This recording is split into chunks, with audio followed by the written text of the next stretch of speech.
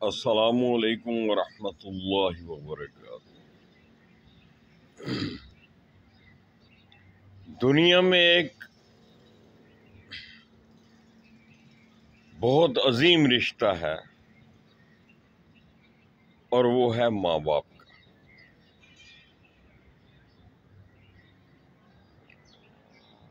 ماں باپ وہ ہستی ہیں جو اپنے بچوں کو پالنے میں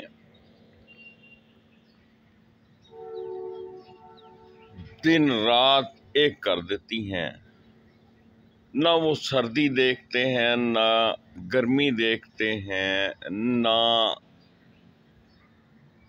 ان پر کسی موسم کا اثر ہوتا ہے، کسی بھی قسم کے حالات ہوں، انہوں نے اولاد کی بہتری کے لیے ہی سب کچھ کرنا ہوتا ہے۔ بچہ جب بہت چھوٹا ہوتا ہے تو اس کو اس کی والدہ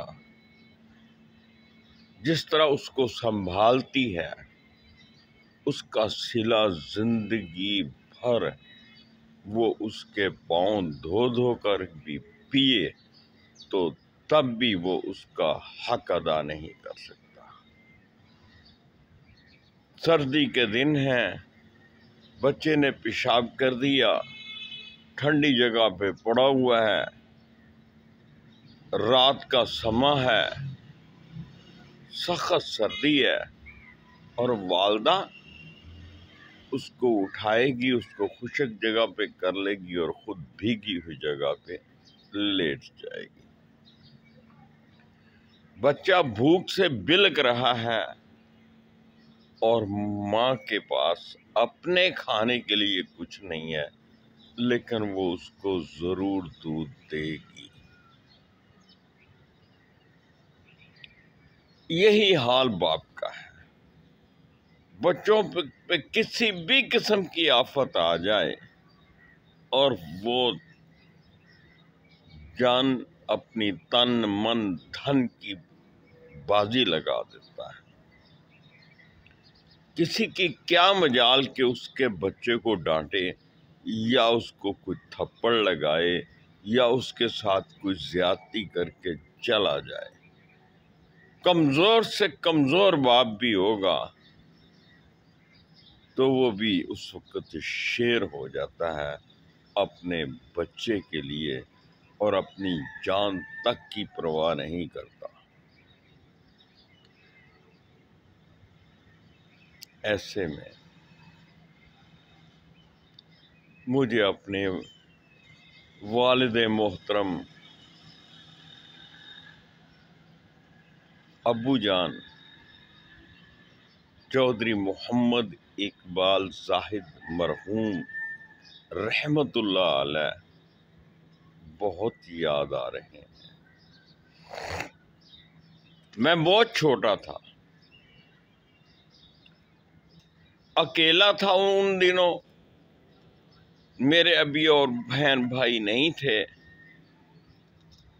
اور مجھے سننے میں آیا ہے کہ اس وقت ٹائیفائیڈ ہو گیا۔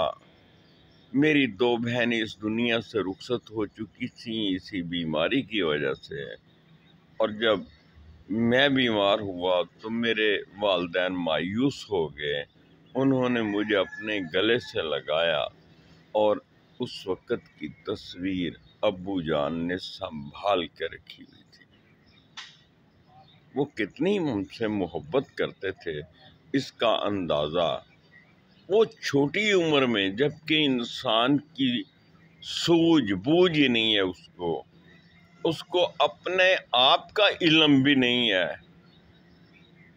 ذرا غور کر کے تو دیکھیں کہ ان حالات میں آپ کو کس طرح وہ سنبھالا کرتے تھے۔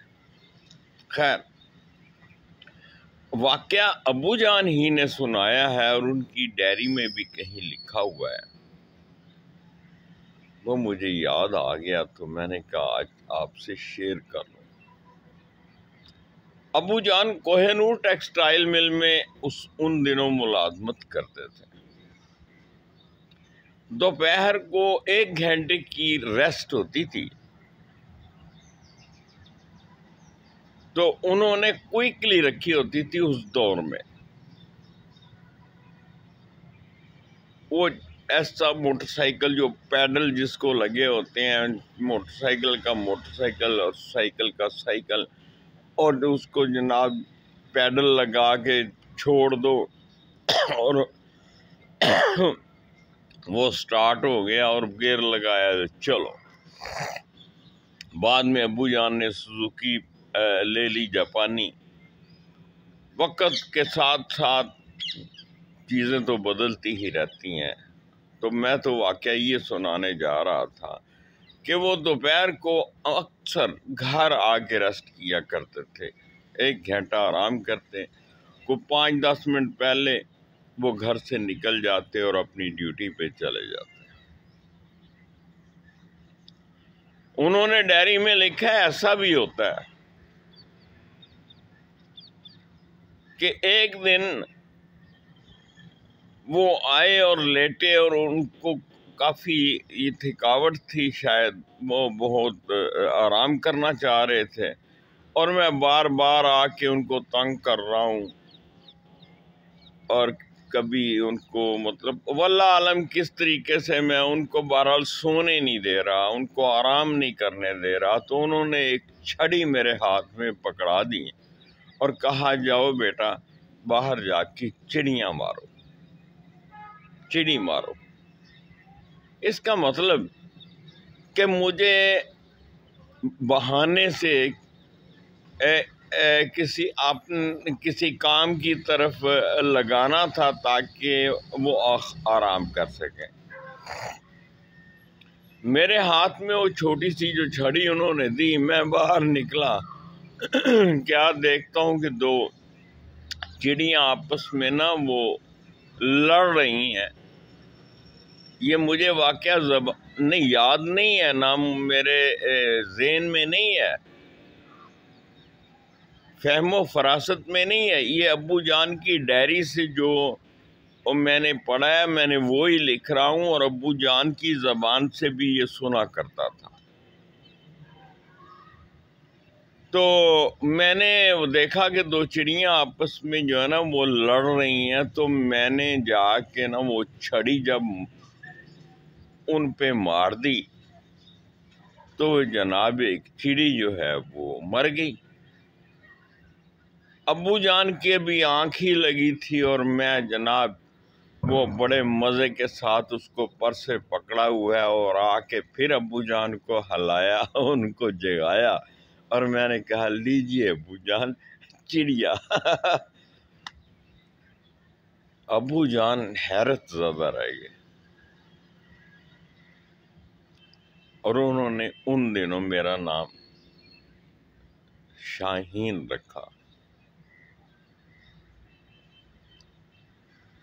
تو پھر انہوں نے یہ واقعہ، کیونکہ وہ ڈائری لکھنے کے بڑے شوقین تھے، بڑے ادبی قسم کے آدمی تھے، اور ان کا تعارف میں اگلی ویڈیو میں ضرور پھر کرواؤں گا تفصیل کے ساتھ.